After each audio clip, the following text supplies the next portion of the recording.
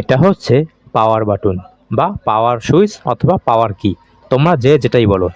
এটা পরিবর্তন করার নিয়ম হচ্ছে ফ্রেমে থাকা অবস্থায় এইভাবে, আর ফ্রেম থেকে ফ্লাক্সটা খুইলে তাতালের উপরে রেখে একভাবে, আর হটগান দিয়ে একভাবে। তো আমি এখন দেখাবো কিভাবে ফ্রেমে থাকা অবস্থায় তুমি সুইচটা পরিবর্তন করবে।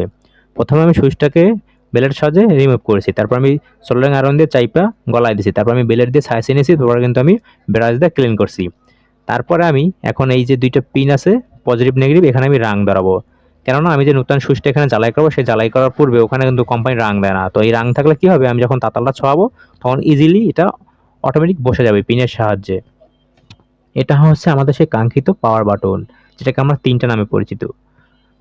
তো এটাকে এইভাবে মাপ মতো মাঝখানে বসাইয়া প্রথম প্রান্ত তুমি এরকম জ্বালাই করবা, বা তাতাল ছোঁয়াইলেই অটোমেটিক লেগে যাবে।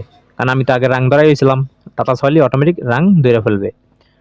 তো এইভাবে লাগাই নিবা। আর যদি তুমি কখনো এই জায়গা যদি দেখো যে চারটা ফল দুই পাশে পজিটিভ নেগেটিভ পজিটিভ নেগেটিভ, সেক্ষেত্রে এইরকম চারটে পিন নাম্বার সুইচ, এই সুইচগুলোকে তুমি এইভাবে কোনা হিসেবে লাগাবা, ঠিক এইভাবে অ্যারো হিসাবে, কোনা কোনা ভাবে কোনা, এই কোনা ওই কোনা।